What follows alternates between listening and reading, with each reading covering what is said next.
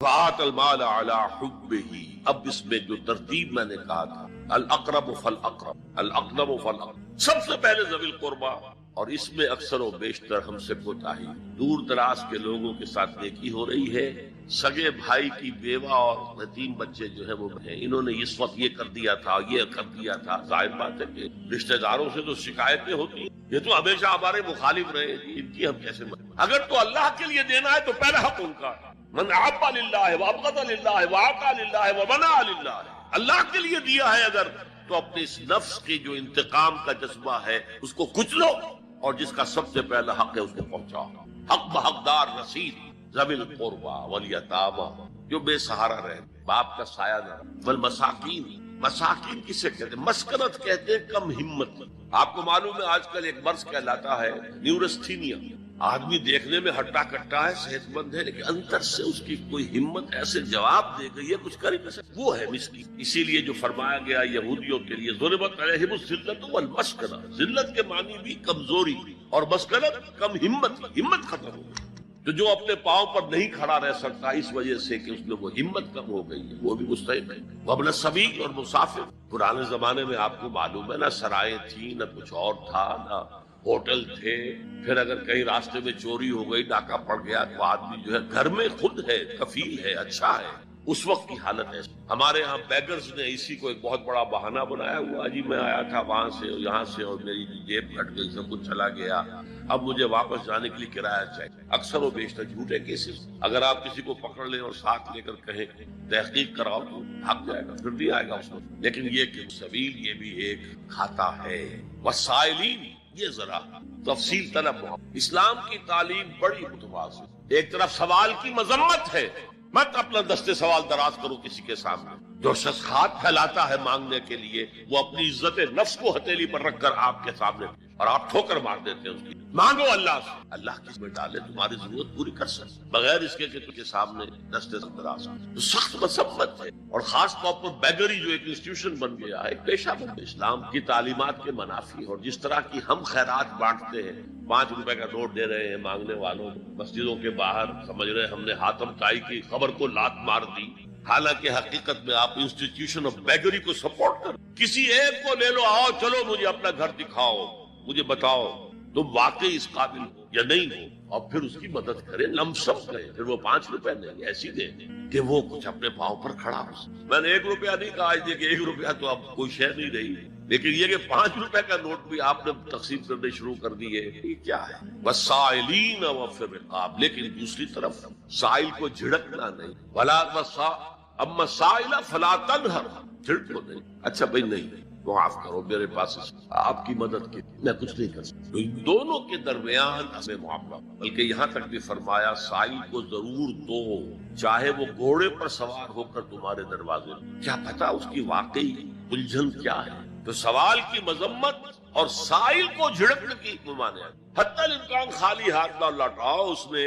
اپنی عزت نفس اپنی ہتھیلی پر رکھ کر تمہاری سامنے پیش کر دیا، اسے ٹھوکر۔ لیکن جیسا کہ میں نے عرض کیا، یہ انسٹیٹیوشن آف بیگری جو ہے یہ ایک علیحدہ شے ہے، بالکل اس کا اس سے کوئی تعلق نہ سمجھ۔ وفی الرقاب، رقاب جمع ہے رقبہ، گردن، فک رقبۃ او اطعام فی یوم ذی مسغبۃ یتیما ذا مقربۃ مسکینا ذا متربہ، فک رقبۃ، کسی کی گردن چھڑا دے۔ اس وقت سب سے بڑی اپلیکیشن اس کی تھی غلاموں کو، کنیزوں کو اپنے پیسے سے خرید کر آزاد کرنا، بہت بڑی نیکی، بڑی نیکی۔ اور حضرت ابو بکر رضی اللہ تعالیٰ عنہ کے دفتر فضائل میں سب سے اونچا کام کہ جن غلاموں کو، جن کنیزوں کو ستایا جا رہا تھا، their owners, their masters، ان کے آقا کو حق حاصل تھا، جو چاہے کریں ان کے ساتھ، قتل کر دے کوئی پوچھنے والا نہیں ہے۔ میں پہلے بھی عرض کر، میری ملکیت ہے، جیسے میری بکری میری ملکیت ہے، میں نے اس کو ذبح کیا، گوشت کھا لیا، تم کون ہوتے ہو پوچھنے والے؟ میرا غلام تھا، میں نے قتل کر دیا، تم کون ہو؟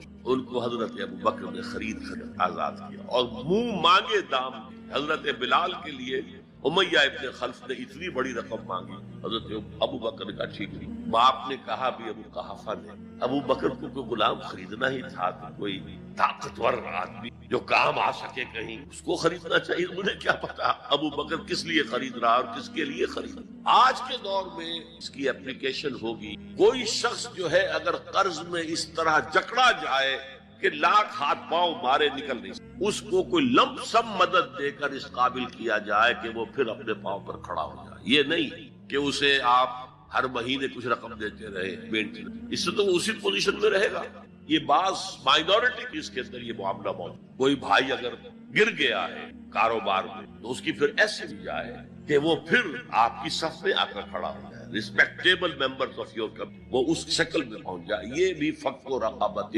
اس کی ذیل میں آج کل آئے. علی حبہ، اب اس میں جو ترتیب میں نے کہا تھا، الاقرب فالاقرب، الاقرب فالاقرب، سب سے پہلے ذوی القربیٰ، اور اس میں اکثر و بیشتر ہم سے کوتاہی ہو. دور دراز کے لوگوں کے ساتھ نیکی ہو رہی ہے. سگے بھائی کی بیوہ اور یتیم بچے جو ہیں وہ محروم ہیں. انہوں نے اس وقت یہ کر دیا تھا، یہ کر دیا تھا. ظاہر بات ہے کہ رشتہ داروں سے تو شکایتیں ہوتی ہیں، یہ تو ہمیشہ ہمارے مخالف رہے. جی ان کی ہم کیسے مدد کریں؟ اگر تو اللہ کے لیے دینا ہے تو پہلا حق ان کا. من احب للہ وابغض للہ واعطى للہ ومنع للہ، اللہ کے لیے دیا ہے اگر تو اپنے اس نفس کی جو انتقام کا جذبہ ہے اس کو کچلو، اور جس کا سب سے پہلا حق ہے اس کو پہنچاؤ. حق بحقدار رسید ذوی القربیٰ والیتامیٰ، جو بے سہارا رہ گئے، باپ کا سایہ نہ رہا. والمساکین، مساکین کسے کہتے ہیں؟ مسکنت کہتے ہیں کم ہمتی. آپ کو معلوم ہے آج کل ایک مرض کہلاتا ہے نیورستھینیا. آدمی دیکھنے میں ہٹا کٹا ہے، صحت مند ہے، لیکن اندر سے اس کی کوئی ہمت ایسے جواب دے گئی ہے کچھ کر ہی نہیں سکتا. وہ ہے مسکین. اسی لیے جو فرمایا گیا یہودیوں کے لیے ضربت علیہم الذلۃ والمسکنہ، ذلت کے معنی بھی کمزوری، اور مسکنت کم ہمت، ہمت ختم ہو گئی. تو جو اپنے پاؤں پر نہیں کھڑا رہ سکتا اس وجہ سے کہ اس میں وہ ہمت کم ہو گئی ہے، وہ بھی مستحق ہے. وابن السبیل، اور مسافر. پرانے زمانے میں آپ کو معلوم ہے نہ سرائیں تھیں، نہ کچھ اور تھا، نہ ہوٹل تھے. پھر اگر کہیں راستے میں چوری ہو گئی، ڈاکہ پڑ گیا، تو آدمی جو ہے گھر میں خود ہے، کفیل ہے، اچھا ہے. اس وقت کی حالت ایسی ہو گئی. ہمارے ہاں بیگرز نے اسی کو ایک بہت بڑا بہانہ بنایا ہوا. جی میں آیا تھا وہاں سے اور یہاں سے، اور میری جیب پھٹ گئی، سب کچھ چلا گیا، اب مجھے واپس جانے کے لیے کرایہ چاہیے. اکثر و بیشتر جھوٹے کیسز. اگر آپ کسی کو پکڑ لیں اور ساتھ لے کر کہیں تحقیق کراؤ تو وہ بھاگ جائے گا، پھر نہیں آئے گا اس مسجد. لیکن یہ کہ سبیل یہ بھی ایک کھاتا ہے. وسائلین، یہ ذرا تفصیل طلب معاملہ.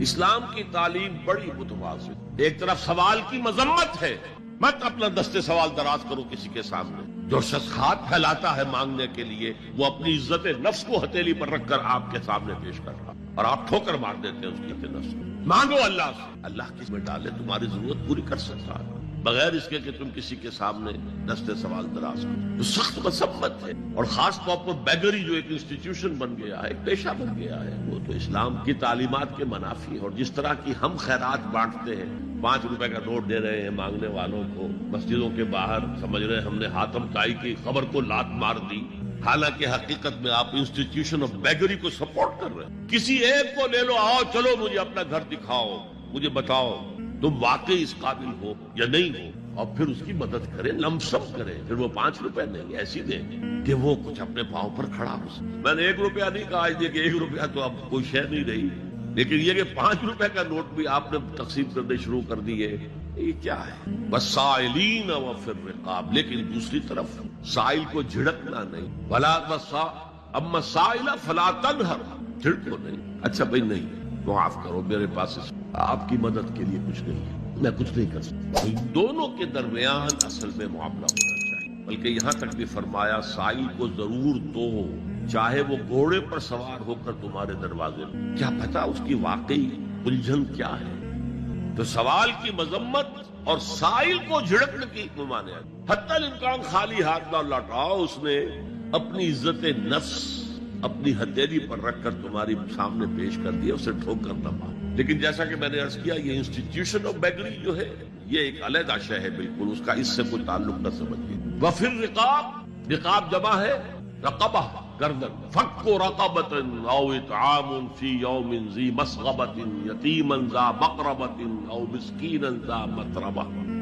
فک رقبۃ، کسی کی گردن چھڑا دے. اس وقت سب سے بڑی اپلیکیشن اس کی تھی غلاموں کو، کنیزوں کو اپنے پیسے سے خرید کر آزاد کرنا. بہت بڑی نیکی، بہت بڑی نیکی. اور حضرت ابو بکر رضی اللہ تعالیٰ عنہ کے دفتر فضائل میں سب سے اونچا کام یہ کہ جن غلاموں کو، جن کنیزوں کو ستایا جا رہا تھا، دیئر اونرز دیئر ماسٹرز، ان کے آقا کو حق حاصل تھا، جو چاہے کرے ان کا، قتل کر دے کوئی پوچھنے والا نہیں ہے۔ میں پہلے بھی عرض کر چکا، میری ملکیت ہے، جیسے میری بکری میری ملکیت ہے، میں نے اس کو ذبح کیا، گوشت کھا لیا، تم کون ہوتے ہو پوچھنے والے؟ میرا غلام تھا، میں نے قتل کر دیا، تم کون ہو پوچھ؟ ان کو حضرت ابو بکر نے خرید کر آزاد کیا اور منہ مانگے دام دی۔ حضرت بلال کے لیے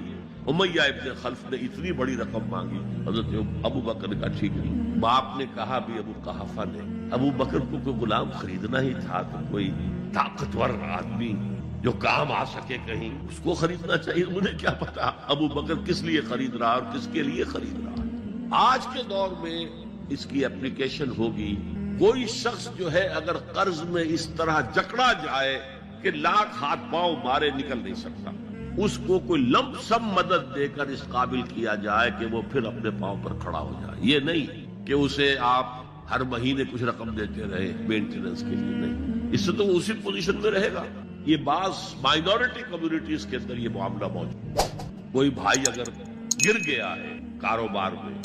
تو اس کی پھر ایسی مدد کی جائے کہ وہ پھر آپ کی صف میں آ کر کھڑا ہو۔ حضرت عمر فاروق رضی اللہ تعالی عنہ پر قاتلانہ حملہ ہوا، اس لیے کہ بعض روایات میں 26 ذی الحجہ کا تعین ہوا ہے، اور بعض میں الفاظ یہ آئے ہیں کہ ذو الحجہ کے 4 دن باقی تھے جس دن کے حضرت عمر رضی اللہ تعالی عنہ پر یہ قاتلانہ حملہ ہوا۔ حج سے واپسی کو ابھی چند ہی دن ہوئے تھے،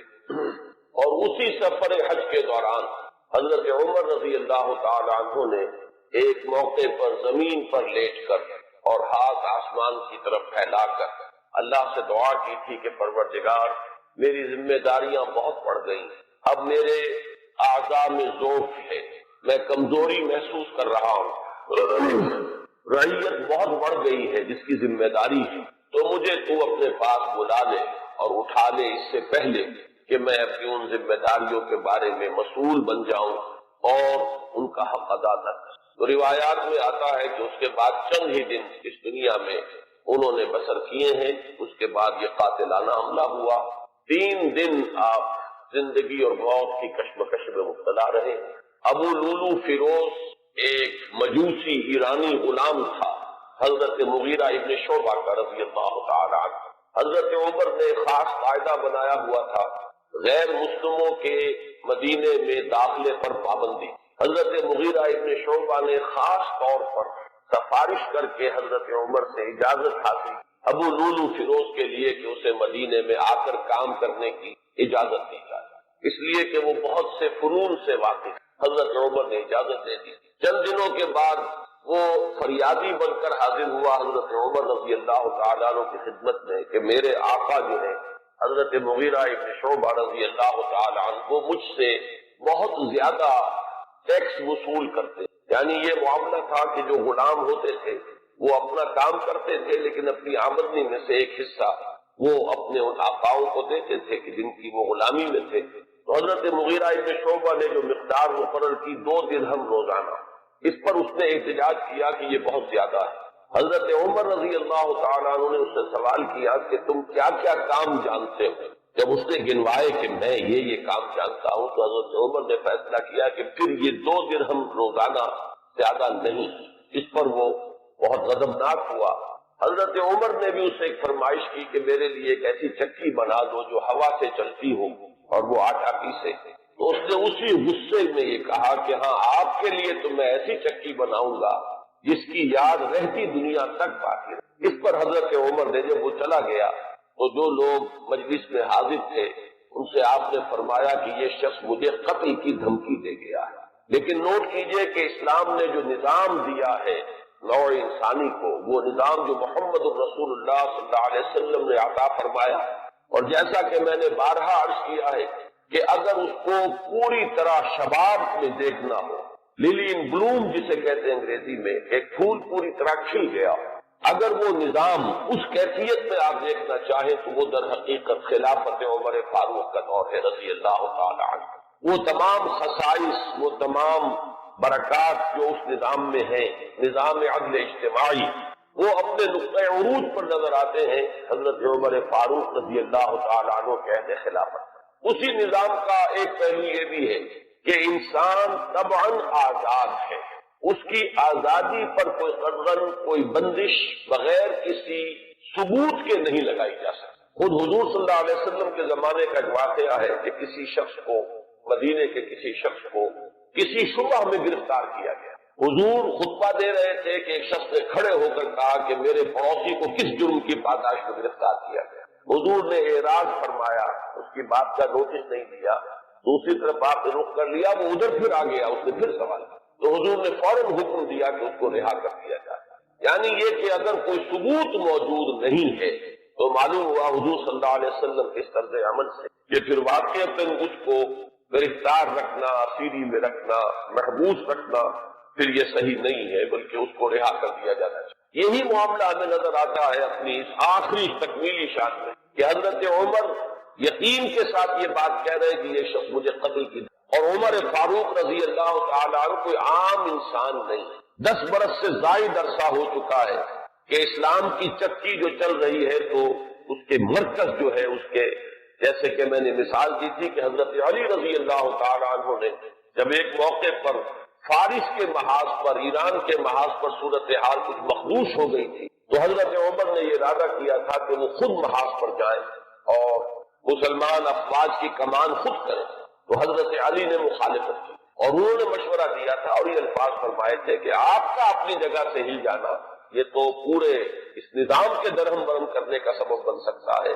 اور یہی تشبیہ دی تھی کہ چکی اسی وقت تک چلتی ہے جبکہ اس کی وہ کلی اپنی جگہ پر قائم ہے، تو آپ کی مثال تو اس پورے نظام کے لیے کلی کی۔ تو 10 برس تک وہ چکی جو ہے گھوم رہی تھی اسی شخصیت کے گرد، اور کتنے فتوحات کا دائرہ کہاں سے کہاں تک پہنچا تھا، اتنی بڑی کوئی سلطنت اس سے پہلے تاریخ انسانی میں کبھی وجود ہی میں نہیں آئی، لیکن یہ کہ اس کے باوجود کہ اتنی عظیم سلطنت کے ذمہ دار ترین فرد ہیں حضرت عمر، میں حاکم کا لفظ استعمال نہیں کرنا چاہتا اس لیے کہ یہ لفظ بھی ہمارے اس نظام عدل اجتماعی کے ساتھ مناسبت نہیں رکھتا، نہ وہ حاکم تھے نہ حکمران تھے، وہ تو سید القوم خادمہم کی کامل مثال جو ہو سکتی ہے وہ حضرت عمر فاروق ہے رضی اللہ تعالیٰ عنہ، لیکن یہ کہ اس نظام کی ذمہ دار ترین شخصیت ہے حضرت عمر، لیکن انہوں نے اپنے حفاظت کا کوئی اہتمام نہیں کیا، کوئی باڈی گارڈ کا انتظام نہیں کیا، دوسری طرف یہ کہ اس شخص کو قید نہیں کیا، اسے مدینے سے شہر بدر نہیں کیا، بلکہ یہ کہ چونکہ یقین ہے اس بات پر کہ زندگی اور موت اللہ کے ہاتھ میں، لہذا وہ ہمیں نظر آتا ہے کہ ایک طرف توکل اس کی یہ شان ہے، اسی طرح فراست کا یہ عالم ہے کہ اس کے اس جملے کی بات آپ نے پالی ہے کہ یہ مجھے قتل کی دھمکی دے گیا ہے، تیسری طرف اسلامی نظام میں لوگوں کی آزادی کا جو عالم ہے وہ نمایاں ہو رہا ہے، ایک ایسے شخص کو جس کے بارے میں شک ہے اس کو گرفتار نہیں کیا جا رہا، اس کے خلاف کوئی تعلیمی کارروائی نہیں ہو رہی، بہرحال اس شخص نے چند ہی دن کے بعد فجر کی نماز جب حضرت عمر فاروق ادا کرنے کے لیے آگے بڑھے ہیں اور آپ نے نیت باندھی، یہ شخص پہلی صف میں موجود تھا اور اس کا خنجر جو ہے 2 دھاری خنجر، دونوں طرف اس کے جو ہے وہ دھار تھی، اس کو اس نے حضرت عمر رضی اللہ تعالیٰ عنہ پر جو وار کیے تو 6 وار حضرت عمر پر اس نے بے بپے کیے، حضرت عمر گر گئے رضی اللہ تعالیٰ عنہ۔ حضرت عبد الرحمن ابن عوف نے مختصر ترین صورتوں کے ساتھ پھر وہ نماز فجر ادا کروائی۔ نماز کا یہ عالم ہے کہ یہ نہیں ہوا کہ وہ درہم برہم ہو گیا ہو نظام، لیکن یہ کہ چونکہ جیسے کہ میں ابھی یہ لفظ استعمال کر رہا تھا کہ اس وقت جو وہ نظام مملکت تھا یا نظام حکومت تھا اس میں مرکزی حیثیت حضرت عمر فاروق کی تھی رضی اللہ تعالی عنہ، اسی طرح اسلام کے نظام میں یہ اقامت صلاۃ ہے کہ اس کی وہی اہمیت ہے کہ اگرچہ حضرت عمر فاروق زخمی ہو گئے، گر گئے، لیکن جماعت کا نظام تو درہم برہم نہیں ہوا ہے، نماز ادا کی گئی ہے 2 رکعتیں جو ہے مختصر ترین قرات کے ساتھ، پھر لوگوں نے اس کو پکڑنے کی کوشش کی ہے تو اس نے مزید وار کر کے 13 افراد کو اور زخمی کیا۔ ایک شخص جب اس طریقے سے بکھرا ہوا ہو اور دوسرے لوگ تیار نہ ہو تو صورتحال سمجھ میں آتی ہے، ان میں سے 6 حضرات جو ہے وہ شہید ہو گئے۔ معاملہ صرف حضرت عمر کا نہیں، پکڑنے کی جب کوششیں ہر طرح سے ناکام ہو گئی تو کسی عراقی شخص کے بارے میں آتا ہے کہ اس نے کوئی کپڑا کمبل وغیرہ اس کے اوپر ڈالا ہے تب وہ قابو میں آیا ہے، لیکن پھر اس نے فوراً خودکشی کر لی۔ حضرت عمر رضی اللہ تعالیٰ عنہ نے سوال کیا جیسے ہی آپ اس قابل ہوئے کہ سوال کر سکے کہ میرا قاتل کون ہے۔ جب بتایا گیا کہ وہی ابو لولو فیروز ہے تو آپ نے اللہ کا شکر ادا کیا کہ اللہ کا شکر ہے کہ میرا قاتل کوئی مسلمان نہیں، یعنی جو بات کے 12-13 برس بعد ہونے والی تھی۔ حضرت عثمان رضی اللہ تعالیٰ عنہ کے قاتلین وہ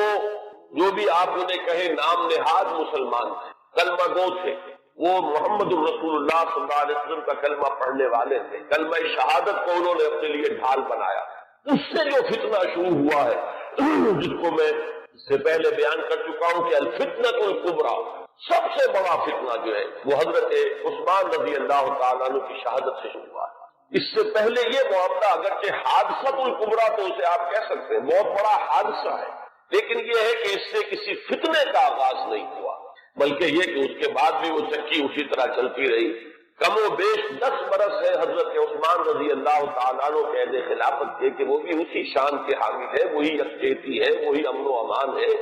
اسی طرح فتوحات کا سلسلہ جاری ہے۔ انقلاب محمدی علیہ صاحب الصلاۃ والسلام کا سیلاب جو ہے وہ بڑھ رہا ہے اسی شان سے، جو میں نے بارہا آپ کو سنایا ہے اقبال کا یہ مصرع کہ تھمتا نہ تھا کسی سے سیل رواں ہمارا، تو کم و بیش 10 برس اس کے بعد یہ کیفیت جاری رہی ہے، تو اس سے کسی بڑے فتنے کا آغاز نہیں۔ حضرت عمر رضی اللہ تعالیٰ عنہ پر یہ قاتلانہ حملہ ہوا ہے 26 یا یہ کہ 25، 26، 27 ان میں سے کوئی تاریخ ہوگی، 4 دن بقایا تھے۔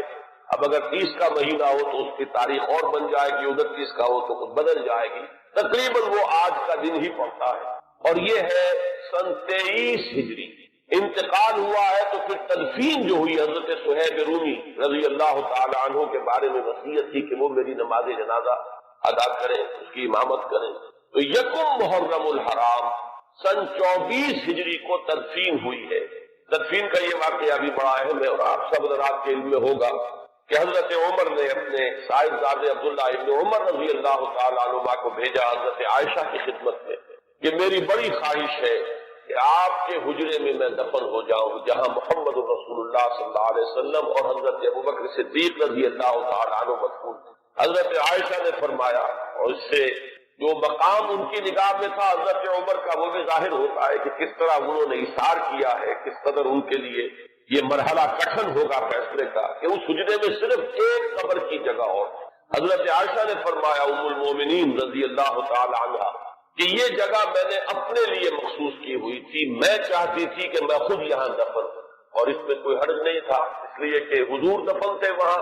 وہ آپ کے شوہر تھے، حضرت ابوبکر دفن تھے، وہ ان کے والد تھے، لیکن میں عمر کو اپنی ذات پر ترجیح دیتی ہوں، لہذا میں اجازت دیتی ہوں کہ حضرت عمر کو وہاں دفن کر دیا جائے۔ جب حضرت عمر کے پاس واپس آئے حضرت عبداللہ ابن عمر اور آپ نے پوچھا ہے کہ کیا جواب لائے، اور جواب دیا گیا کہ اجازت ہو گئی ہے، تو فرمایا کہ یہ آخری آرزو تھی زندگی کی، اللہ کا شکر ہے کہ وہ پوری۔ یہ جو حادثہ فاجعہ ہے جہاں تک اس کے تاریخی پس منظر کا تعلق ہے وہ میں نے بارہا بیان کیا ہے، اور وہ در حقیقت سمجھ میں آتا ہے فلسفہ انقلاب کی روشنی۔ اگر فلسفہ انقلاب سامنے ہو تو یہ تمام واقعات جو ہے آئسولیٹڈ ایونٹس کی حیثیت سے پھر سامنے نہیں آتے، علیحدہ علیحدہ واقعات اور حوادث نہیں ہے، بلکہ یہ کہ ان کے مابین ایک ربط جو ہے وہ سامنے آ جاتا ہے۔ یہی فرق ہے تاریخ اور فلسفہ تاریخ۔ تاریخ اپنی جگہ ایک شعبہ علم ہے اور فلسفہ تاریخ اپنی جگہ ایک مستقل فن ہے۔ تاریخ میں واقعات جو ہے وہ پیش نظر ہوتے ہیں،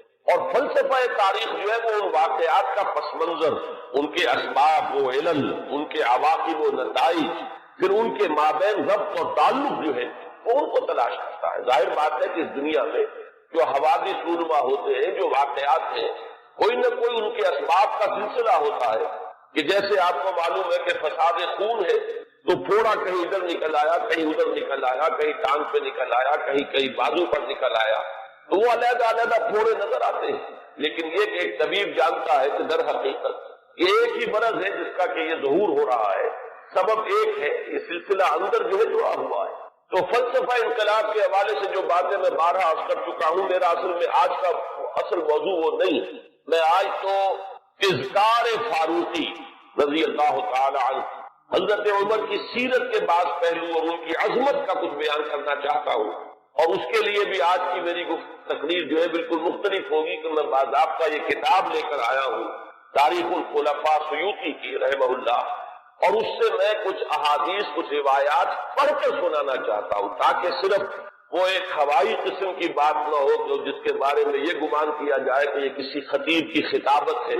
یا کوئی لفاظی ہے، بلکہ الفاظ سامنے آئے جو محمد الرسول اللہ صلی اللہ علیہ وسلم نے فرمائے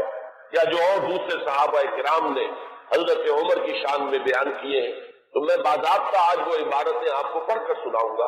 لیکن اس وقت میں چند منٹوں میں دوہرا دیتا ہوں کہ وہ فلسفہ انقلاب کے حوالے سے بات کیا ہے کہ وہ اگر سامنے ہو تو یہ تمام واقعات جو ہے بالکل ایک سلسلے کی کڑیاں نظر آئیں۔ یہ میں نے بار عرض کیا ہے کہ انقلاب جو ہے اس کا خاصہ یہ ہے کہ پہلے وہ کسی ایک ملک میں آتا ہے اور ایک بڑی جان گسل ایک جد و جہد ہے اور بڑی طویل ایک جد و جہد ہے جس کے بعد انقلاب آتا ہے، اس لیے کہ انقلاب کے معنی چہروں یا ہاتھوں کا بدلنا نہیں ہے بلکہ نظام کا بدلنا ہے۔ نظام سے بدلتا ہے تو جو سابق نظام کے اندر جن لوگوں کے مفادات وابستہ ہوتے ہیں، جن کا ویسٹڈ انٹرسٹ ہوتا ہے، وہ کبھی یہ برداشت نہیں کرتے ایک طبقے کی حیثیت سے کہ ان کے مفادات پر کوئی زد پڑے، وہ اسٹیٹس کو چاہتے ہیں کہ جیسا ہے ویسا رہے، اس میں کوئی تبدیلی بنیادی طور پر اس نظام میں نہ آئے۔ یہ تو ہو جائے کوئی حرج نہیں کہ ایک چچا نہیں تو بھتیجا آ جائے، بھتیجا نہیں تو چچا آ جائے، ایک بھائی نہیں دوسرا بھائی برسر اقتدار آ جائے، ایک جاگیردار نہیں دوسرا جاگیردار آ جائے، بہرحال وہ اپنا ہی بھائی بند ہے، وہ جاگیرداروں کے مفادات ہی کو پیش نظر رکھے گا، ایک سرمایہ دار نہیں دوسرا سرمایہ دار آ جائے تو یہ تو ہو جائے کوئی حرج نہیں کہ گاؤں رفت اور خر آمد یا خر رفت و گاؤں آمد، اس میں کوئی حرج نہیں، لیکن تو بنیادی تبدیلی نہ ہو۔ انقلاب بنیادی طور پر نظام کو بدلتا ہے، لہذا بڑی زبردست جد و جہد اور کشمکش کے بعد یہ انقلاب دنیا میں آتا ہے۔ اس کے 6 مراحل میں نے بارہا بیان کیے۔ آخری چیز جو ہوتی ہے وہ یہ ہے کہ جب مخالف انقلاب قوتیں یہ دیکھتی ہیں کہ اب ہمارا بس نہیں چل رہا، یہ انقلاب تو اب جیسے آپ آج کل ایک الفاظ عوامی نعرے کے طور پر سنتے کہ آوے ہی آوے، کہ اب تو نظر آ رہا ہے کہ انقلاب تو آئے گا، اس کا کوئی راستہ روکنے والا نہیں ہے، تو آخری حربہ ان کا یہ ہوتا ہے کہ اس وقت وہ کونوں کھجروں میں دبک جاتے ہیں اور منتظر رہتے ہیں کہ پھر کبھی کوئی موقع آئے،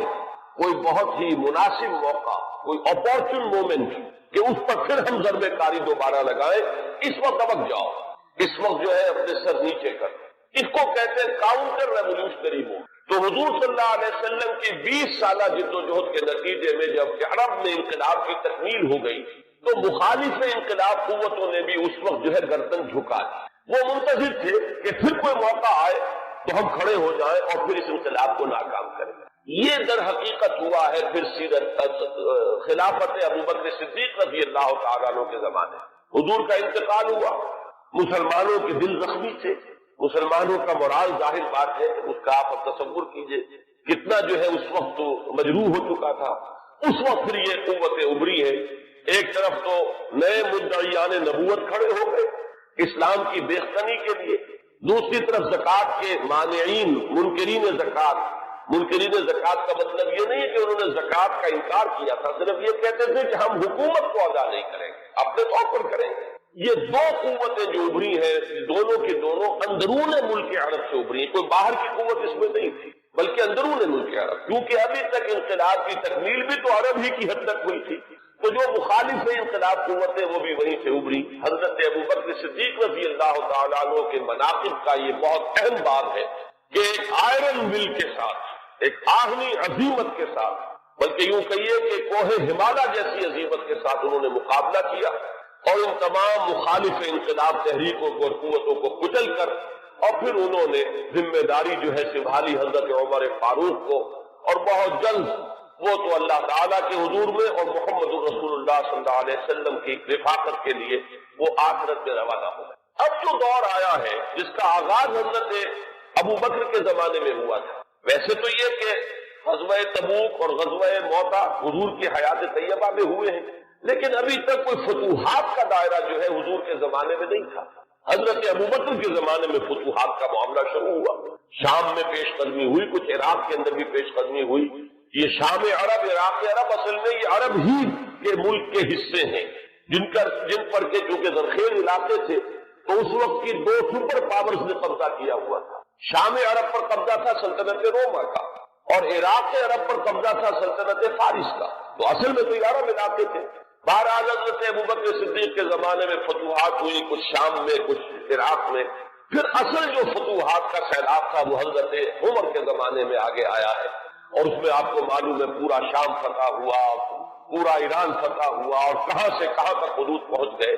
اب جو مخالف انقلاب قوتیں ابھری ہیں، ظاہر بات ہے کہ وہ اب بیرون سے تھی۔ ایک اندرون سے سازش، یہودی سازش عبداللہ ابن سبا کی، اور دوسری طرف یہ کہ عجمی انتقام، اس لیے کہ جہاں تک تعلق ہے سلطنت روما کا، ایک تو یہ کہ وہ بالکل ختم نہیں ہوئی تھی، ابھی اس کے شمالی افریقہ کے مقبوضات بھی بقایا تھے، ابھی اس کے پاس جس کو آپ ایشیا مائنر کہتے ہیں، ایشیائی کوچک، وہ بھی باقی تھا، اس کے اور یورپین مقبوضات بھی ابھی باقی تھے، تو وہ بالکل ختم نہیں ہوئی تھی۔ صرف یہ ہے کہ یوں سمجھیے کہ ایک ٹانگ اس کی ٹوٹ گئی تھی کہ ویسٹ ایشیا سے تقریباً اسے بے دخل کر دیا گیا، جبکہ سلطنت ایران کا معاملہ یہ کہ وہ تو بالکل ختم ہو گئی، اس کی دھجیاں اڑ گئیں، اس کا کوئی وجود نہیں رہا، وہ جو سلسلہ چلا آ رہا تھا ان کے ہاں ایک شہنشاہی سلسلہ، وہ ختم ہو کر رہ گیا۔ اس اعتبار سے جو اصل رد عمل ہوا ہے اس مرحلے پر وہ ایران کی طرف سے ہوا ہے۔ ایرانی ویسے بھی شاہ پرست اور نسل پرست لوگ ہیں، ان کے اندر اپنی نسل کی برتری کا اور عربوں کی تحقیر کا جذبہ جو ہے یہ ہمیشہ سے پایا جاتا ہے کہ عربوں کو وہ کچھ تسلیم کرنے کو تیار ہی نہیں تھے۔ اب جب حضرت عمر کے ہاتھوں یہ معاملہ ہوا اور سلطنت کسریٰ جو ہے بارہ ہو گئی اور اس کا سلسلہ ختم ہو گیا، تو در حقیقت اب دوسرا انتقام جو ہے وہ آیا ہے یہ باہر سے۔ اور یہ جو معاملہ تھا حضرت عمر کی شہادت کا، یہ کوئی آئسولیٹڈ فیکٹ نہیں ہے، آئسولیٹڈ ایونٹ نہیں ہے، اگرچہ جیسے اس کو میں نے بیان کیا واقعات تو یہی ہے، اس سے زیادہ جو ہے اس کا کوئی ثبوت تو تاریخ کے اندر جو ہے ہمیں نہیں مل سکے گا، لیکن یہ ہے کہ یہ سب کو معلوم ہے کہ جو گورنر تھا ایک ایرانی، وہ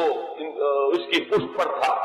اور اس گورنر ہی کی شہ پر اس نے یہ سارا اقدام کیا ہے، اور مجوسی تھا، ایرانی تھا، اس نے انتقام لیا ہے حضرت عمر فاروق رضی اللہ تعالی عنہ سے۔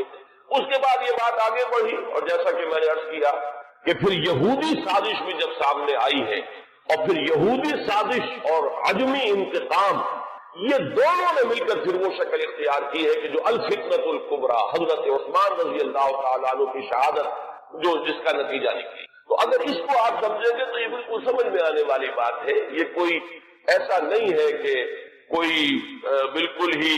یعنی انوکھی باتیں ہوں، بلکہ یہ سمجھ میں آنے والی باتیں ہیں، تاریخ کے یہ حقائق ہیں، ان اصولوں کو سامنے رکھا جائے تو ہر چیز اپنے صحیح پرسپیکٹو میں نظر آ جاتی ہے۔ لیکن جیسا کہ میں نے عرض کیا، میں آج اس سلسلے میں کچھ زیادہ عرض نہیں کرنا چاہتا، میں یہ چاہتا ہوں کہ حضرت عمر کے مناقب میں آج آپ کو باضابطہ کچھ روایات پڑھ کر سناؤں اور ان کے ترجمے کے حوالے سے بات آپ کے سامنے رکھوں۔ سب سے پہلی بات ان کی شخصیت کے ضمن میں یہ ہے کہ اگرچہ ایک روایت تو یہ بھی ملتی ہے، علامہ ذہبی نے یہ رائے ظاہر کی ہے کہ حضرت عمر جب ایمان لائے ہیں تو ان کی عمر 27 برس تھی رضی اللہ تعالیٰ عنہ، لیکن یہ کہ غالباً انہیں مغالطہ ہوا ہے۔ امام نووی رحمہ اللہ نے جو کچھ لکھا ہے وہ میں پڑھ کر سنا رہا ہوں۔ ولد عمر بعد الفیل ب13 سنہ، حضرت عمر رضی اللہ تعالیٰ عنہ کی ولادت ہوئی ہے عام فیل کے 13 سال بعد۔ یہ آپ کو معلوم ہوگا کہ عام الفیل جو ہے، جس سال کے ابرہہ نے حملہ کیا تھا خانہ کعبہ پر، وہ آیا تھا لے کر مکے پر چڑھائی کے لیے اپنے ہاتھیوں کے ساتھ اپنا ایک لشکر جرار لے کر آیا تھا، اسی سال حضور کی ولادت باسعادت ہوئی۔ 13 برس بعد حضرت عمر کی ولادت ہے، گویا کہ جب آفتاب نبوت طلوع ہوا ہے، یعنی جب کہ وحی کا آغاز ہوا ہے، تو حضرت عمر رضی اللہ تعالیٰ عنہ کی عمر 27 برس، اور چھٹے سال، اس پہ بالکل اتفاق ہے کہ چھٹے سال نبوت میں، یعنی جب کہ حضور صلی اللہ علیہ وسلم کو آغاز وحی کو آپ پر 6 برس ہو چکے تھے، اس سال یہ ایمان لائے، اس میں کسی اختلاف کی گنجائش نہیں ہے، بلکہ یہ کہ حضرت حمزہ رضی اللہ تعالیٰ عنہ کا بھی کیونکہ سال ایمان لانے کا سال وہی ہے، لہذا اس میں ذرا سا مجھے آج تحقیق کرنی پڑی تو معلوم ہوا کہ حضرت حمزہ پہلے ایمان لائے ہیں، حضرت عمر بعد سے۔ فرق جو ہے وہ صرف 3 دن کا ہے، حضرت حمزہ 3 دن قبل ایمان لائے ہیں اور حضرت عمر رضی اللہ تعالی عنہ یہ 3 دن کے بعد ایمان لائے۔ تو جس وقت وہ ایمان لائے ہیں اس کا مطلب یہ ہے کہ 33 برس عمر تھی حضرت عمر رضی اللہ تعالی عنہ کی، اور جب آپ کا انتقال ہوا ہے، شہادت ہوئی ہے، تو 63 برس عمر تھی، اور یہ وہی عمر ہے جس میں کہ حضور صلی اللہ علیہ وسلم کا انتقال ہوا اور حضرت ابوبکر کا انتقال، یعنی جو قرب اور اعتبارات سے ہے صاحبین کو، شیخین کو، جو بھی آپ انہیں کہیں، حضرت ابوبکر حضرت عمر رضی اللہ تعالی عنہما، ان دونوں کی جو مشابہتیں حضور کے ساتھ ہے وہ اس پہلو سے بھی کہ اس دنیاوی زندگی جو ہے اس کا کہ وہی مقدار ہے، اتنے ہی عرصے حضور اس دنیا میں رہے ہیں، اس حیات دنیاوی میں، اور اتنے ہی عرصے حضرت ابوبکر اور حضرت عمر رضی اللہ تعالی عنہما۔ اس کے بعد چند الفاظ جو امام نبوی کے ہیں وہ میں آپ کو پڑھ کر سنا رہا ہوں۔ وَكَانَ مِنْ أَشْرَافِ قُرَيْشِ، قریش کے انتہائی جو باعزت گھرانے ہیں ان میں سے ان کا تعلق ہے، یہ بنو عدی سے تعلق رکھتے تھے، اور 8ویں پشت میں حضور کے ساتھ سلسلہ نسب حضرت عمر فاروق رضی اللہ تعالیٰ عنہ کا مل جاتا ہے۔ وَإِلَيْهِ كَانَتِ السِّفَارَةُ فِي الْجَاهِلِيَّةِ، اب ان کا جو مقام جاہلیت میں تھا،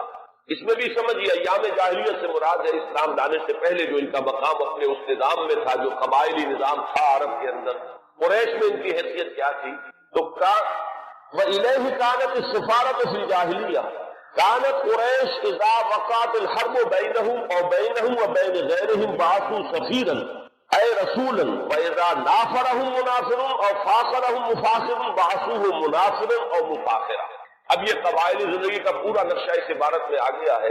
کہ جہاں کہیں کوئی جنگ ہوتی تھی، جھگڑا ہوتا تھا قریش کا خود اپنے اندر دو گھرانوں کے مابین، یا قریش کا بحیثیت قبیلہ کسی دوسرے قبیلے سے، تو حضرت عمر کو سفیر کی حیثیت سے بھیجا جاتا تھا، یہ ان کا مقام تھا۔ اور اگر کہیں کوئی مفاخرت ہو جاتی تھی، کہیں کسی بڑے شاعر اور خطیب نے کھڑے ہو کر وہ اپنے قبیلے کے جو ہے مفاخر بیان کیے، تو وہاں پر پھر مقابلے کے لیے بھی، اس تفاخر کے لیے بھی حضرت عمر کو بھیجا جاتا تھا۔ تو یہ ان کا مقام اپنی زندگی میں تھا۔ یہی پر نوٹ کر لیجئے کہ حضرت ابوبکر صدیق رضی اللہ تعالیٰ عنہ کے بارے میں بھی میں نے آپ کو بتایا کہ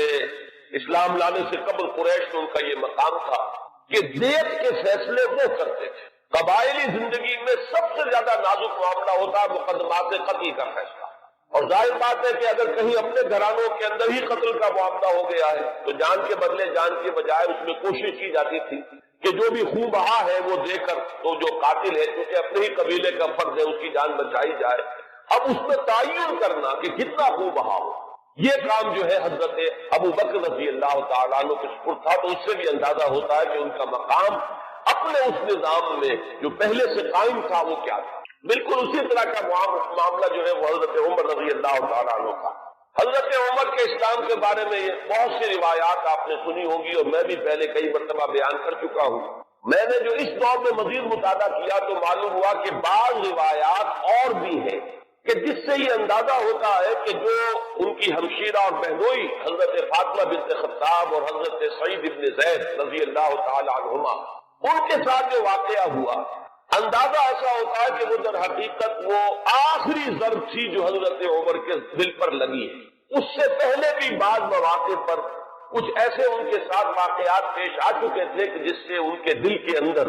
ایک کشمکش جو ہے وہ شروع ہو چکی تھی۔ مثلا بعض روایات میں آتا ہے کہ ایک مرتبہ حضور صلی اللہ علیہ وسلم جب آ رہے تھے خانہ کعبہ کی طرف تو حضرت عمر نے بھی پیچھا کیا، اور وہ مخالفانہ انداز میں پیچھا کیا، لیکن حضور پہلے پہنچ چکے تھے، آپ نے نماز کے لیے نیت باندھ لی تھی۔ تو اب حضرت عمر جو ہے خاموشی سے سنتے رہے قرآن مجید، اور اس کا ان کے دل پر ایک اثر ہوا۔ انہوں نے اپنے دل میں کہا کہ یہ شخص بہت بڑا شاعر ہے۔ واقعہ یہ کہ یہ کلام جو یہ پڑھ رہا ہے اس وقت، یہ تو بہت ہی اعلیٰ کلام ہے، بہت اونچا کلام ہے۔ تو معلوم یہ ہوا کہ کہیں نہ کہیں وہ جو ہے بیج وہ پڑھ رہا تھا۔ اسی طرح ایک رات کے وقت ایسا ہوا ہے کہ حضرت عمر کی کسی ہمشیرہ کو وہ ولادت کا مرحلہ درپیش تھا، تو کسی دائی وغیرہ کی تلاش کے لیے وہ نکلے ہیں رات کو۔ اس وقت انہوں نے دیکھا کہ حضور اور آپ کے ساتھ چند اور لوگ ہیں جو کھڑے ہیں اور نماز پڑھ رہے ہیں۔ تو خانہ کعبہ کے پردوں میں چھپ کر آپ نے پھر حضرت عمر نے اس وقت وہ سنا کہ یہ کیا پڑھ رہے ہیں، اور اس سے بھی ان کا کہنا یہ ہے کہ میرے دل کے اندر ایک کشمکش شروع ہو چکی۔ یہ بات جو ہے نفسیاتی اعتبار سے سمجھ میں آتی ہے۔ بسا اوقات ایسا ہوتا ہے کہ ایک شخص کے اوپر ایک کسی حقیقت کا انکشاف ہو رہا ہے تدریجاً، لیکن ابھی وہ جو پچھلی عصبیتیں ہیں، اپنے آبائی عقائد یا اپنے آبائی دین کے ساتھ جو ایک جذباتی تعلق ہے،